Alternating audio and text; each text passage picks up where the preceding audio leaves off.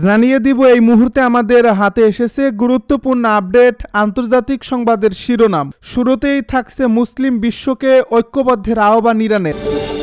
এবারে জানিয়ে দিব ইরানে হেরন ড্রোনের ধ্বংসাবশেষ প্রদর্শন। এদিকে ভারতীয় সহ ৩২ ব্যক্তি প্রতিষ্ঠানের উপর নতুন মার্কিন নিষেধাজ্ঞা। আরও জানাবো মহাকাশে পারমাণবিক অস্ত্র মজুত করছে রাশিয়া, জানালো ম্যাক্রো। সব শেষে জানিয়ে দিব চীন সীমান্তের কাছে নতুন বিমান ঘাঁটি উদ্বোধন করল ভারত। এতক্ষণ শুনছিলেন আমাদের হাতে থাকা গুরুত্বপূর্ণ আপডেট সংবাদের শিরোনাম, এবারে বিস্তারিত। তবে তার আগে অনুরোধ রইল ভিডিওটিতে একটি লাইক এবং কমেন্ট করে জানিয়ে দিন ভিডিও সম্পর্কে আপনার মূল্যবান মতামত। আরও জানিয়ে দিন ভিডিওটি কোথা থেকে দেখছেন বা কোন জেলা থেকে দেখছেন। মুসলিম বিশ্বকে ঐক্যবদ্ধের আহ্বান ইরানের। আন্তর্জাতিক অঙ্গনে নতুন বার্তা ছুড়ে দিয়েছে তেহরান।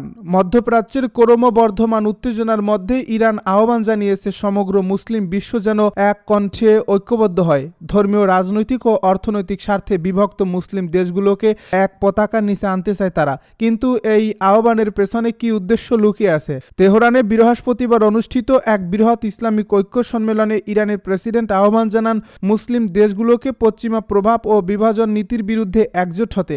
সম্মেলনে ৩০টিরও বেশি মুসলিম দেশের প্রতিনিধিরা উপস্থিত ছিলেন। এর মধ্যে ছিল তুরস্ক, ইন্দোনেশিয়া, পাকিস্তান, কাতার ও মালয়েশিয়ার প্রতিনিধি দল। ইরানের বক্তব্যে জোর দেওয়া হয় মুসলিম জাতির সম্মিলিত শক্তি যদি কার্যকরভাবে ব্যবহার করা যায় তবে বিশ্ব রাজনীতিতে একটি নতুন ভারসাম্য তৈরি হতে পারে। প্রত্যক্ষদর্শীরা জানিয়েছেন রাজধানী তেহরানের সম্মেলন কেন্দ্রে নিরাপত্তা ছিল নজিরবিহীন। স্থানীয় কর্মকর্তাদের বরাতে জানা গেছে এই অনুষ্ঠানটি ঘিরে ইরানি রেভলিউশনারি গার্ডস কঠোর নিরাপত্তা ব্যবস্থা নেয়। ইরান দাবি করছে তাদের এই উদ্যোগ কোনো নির্দিষ্ট দেশের বিরুদ্ধে নয়, বরং এটি মুসলিম জনগণের আত্মসম্মান রক্ষার আন্দোলন। তবে আন্তর্জাতিক গণমাধ্যম সূত্রে জানা গেছে যুক্তরাষ্ট্র ও কিছু ইউরোপীয় দেশ এই আহ্বানকে দেখছে রাজনৈতিক প্রভাব বিস্তারের কৌশল হিসেবে। আরব লীগের ভেতর থেকেও মিশ্র প্রতিক্রিয়া এসেছে। কেউ সমর্থন জানিয়েছে, কেউ বা প্রশ্ন তুলছে ইরানের ভূমিকাকে কেন্দ্র করে সিরিয়া, ইয়েমেন ও লেবাননের সংঘাতে তাদের জড়িত থাকার বিষয়ে।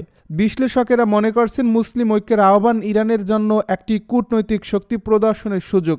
এতে একদিকে ইসলামিক দেশগুলোর জনগণের মধ্যে আবেগ তৈরি হবে, অন্যদিকে পশ্চিমা শক্তিগুলোর প্রতি চাপ বাড়বে। তবে প্রশ্ন থেকেই যায়, এই ঐক্য আহ্বান কি সত্যিই মুসলিম বিশ্বের একতা আনবে, নাকি এটি নতুন রাজনৈতিক মেরুকরণের সূচনা করবে? ইরানে হেরন ড্রোনের ধ্বংসাবশেষ প্রদর্শন। ইরানের রাজধানী তেহরানে আয়োজিত একটি আন্তর্জাতিক সমরাস্ত্রের প্রদর্শনীতে ইসরায়েলি ড্রোনের ধ্বংসাবশেষ প্রদর্শনীর জন্য রাখা হয়েছে, যা দেখার পর তাদের ড্রোন শিল্প নিয়ে নতুন করে প্রশ্ন উঠেছে। এতদিন এই দেশটি তাদের আকাশ প্রতিরক্ষা ব্যবস্থা ও ড্রোন শিল্প নিয়ে প্রকাশ্যে দম্ভ দেখিয়ে আসছিল। এবার তাদের সেই দম্ভ চুরমার করে দিল ইরান। ইরান এবার প্রদর্শনীতে বিভিন্ন ধরনের সমরাস্ত্র নিয়ে এসেছে। সম্প্রতি ভাইরাল হওয়া একটি ভিডিওতে দেখা গেছে ইরানের ভূমিতে হামলা চালাতে এসে প্রতিরোধের মুখে ভূপাতিত হওয়া ইসরায়েলের সর্বাধুনিক হেরন ড্রোনের ধ্বংসাবশেষ প্রদর্শনীর জন্য রাখা হয়েছে।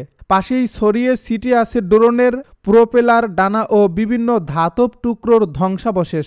আরেকটু সামনে এগোতেই যেন মাথা উঁচু করে অভ্যর্থনা জানায় ইরানের গর্ব শহীদ সিরাজুল সকল ড্রোন, তৃতীয় প্রজন্মের খোরদাদ বিমান প্রতিরক্ষা ব্যবস্থা, রুশ যুদ্ধবিমান সুখেই সু-22, অত্যাধুনিক রাডার সিস্টেম ও আধুনিক প্রতিরক্ষা কন্ট্রোল রুমের সঙ্গে ক্ষেপণাস্ত্র সজ্জিত লঞ্চিং প্যাড। ইরানের ইসলামী রেভলিউশনারি গার্ড কর্পস IRGC সোমবার রাজধানী তেহরানে অ্যারোস্পেস ফোর্স অ্যাচিভমেন্ট এক্সিবিশন নামের এই প্রদর্শনীর আয়োজন করে।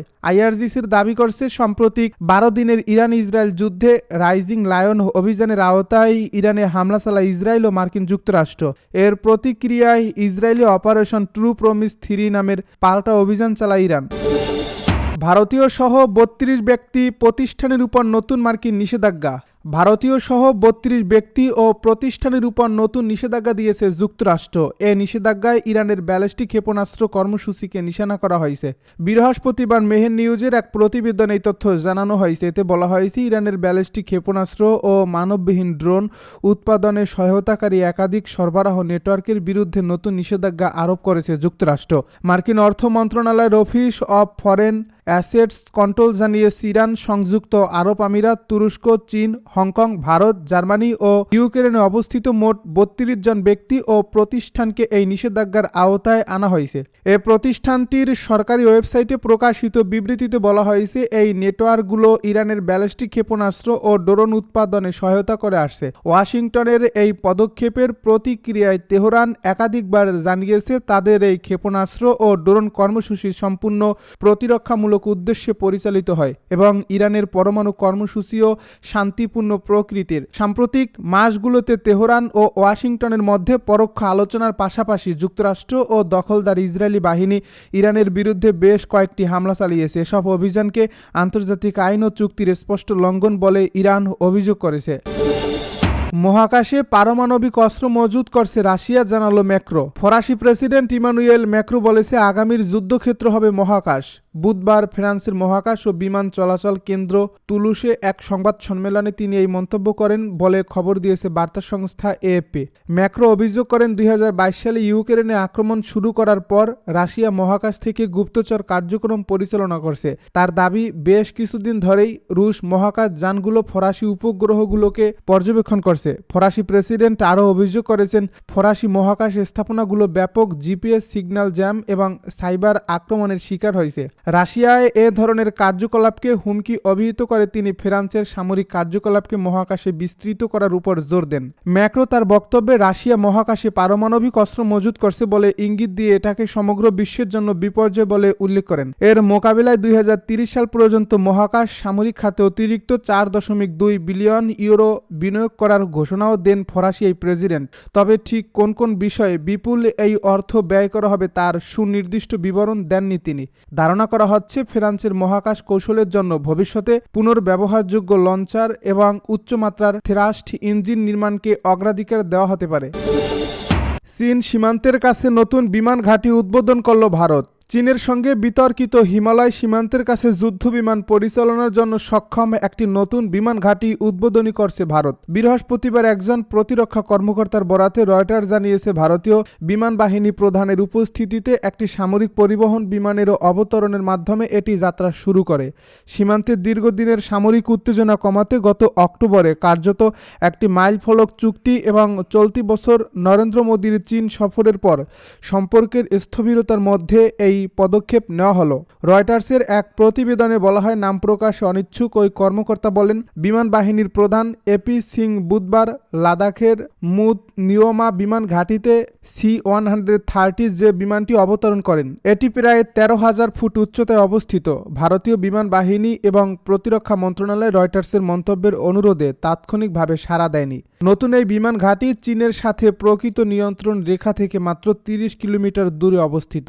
এটি এই অঞ্চলে ভারতের তৃতীয় গুরুত্বপূর্ণ স্থাপনা। ভারতের অবসরপ্রাপ্ত এয়ার মার্শাল সঞ্জীব কাপুর প্রতিবেশী চীন ও পাকিস্তানের কথা উল্লেখ করে এক্স পোস্টে বলেছেন, লাদাখের এই নতুন বিমান ঘাঁটি যা যুদ্ধ বিমান পরিচালনার জন্য সক্ষম আমাদের উভয় প্রতিপক্ষের জন্যই নতুন চ্যালেঞ্জ যুক্ত করবে। তিনি উল্লেখ করেন, চীনেরও একই উচ্চতায় একটি বিমান ঘাঁটি রয়েছে। ভারতীয় বিশ্লেষক এবং কর্মকর্তারা বলছেন, চীন ও ভারতের মধ্যে সম্পর্ক ক্রমশ স্তিমিত হওয়া সত্ত্বেও অবিশ্বাস রয়ে গেছে।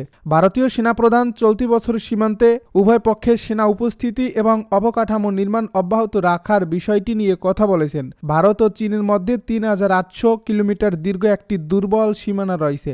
১৯৫০ সাল থেকে এই সীমান্ত নিয়ে বিতর্ক চলছে। ১৯৬২ সালে তারা একটি সংক্ষিপ্ত কিন্তু নৃশংস যুদ্ধে লিপ্ত হয়। ২০২০ সালে এক মারাত্মক সীমান্ত সংঘর্ষের পর সম্পর্ক তিক্ত হয়ে ওঠে। তবে সম্প্রতি সম্পর্ক জোরদারের সঙ্গে সঙ্গে দুই দেশ সরাসরি ফ্লাইট ও দ্বিমুখী ভ্রমণ পুনরায় শুরু করেছে।